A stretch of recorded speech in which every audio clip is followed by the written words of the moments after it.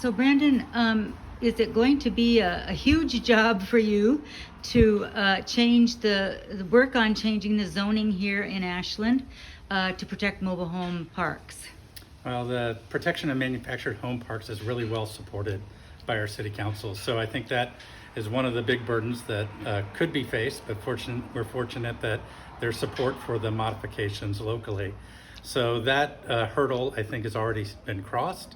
The technical details of putting together an ordinance is something that planning departments can do readily, but they do take time through citizen involvement and ensuring that all the due process is taken care of for any kind of zone change. So, How much difference do you think it made that residents of manufactured home parks were involved in bringing this subject forward?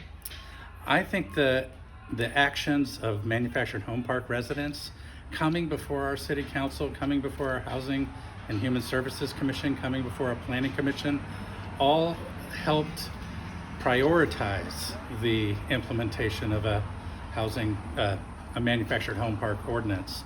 I think that it would have been included in our housing production strategy in any event because it's important to protect manufactured homes as a housing type.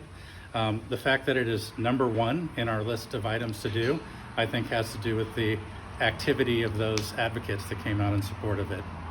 I remember when we first met with you on Zoom. It was still sort of post-COVID, and so we met with you on Zoom, and you seemed a little bit, perhaps a little skeptical at first when we first brought this idea forward. I don't know if you remember that or not, or maybe I was misreading you.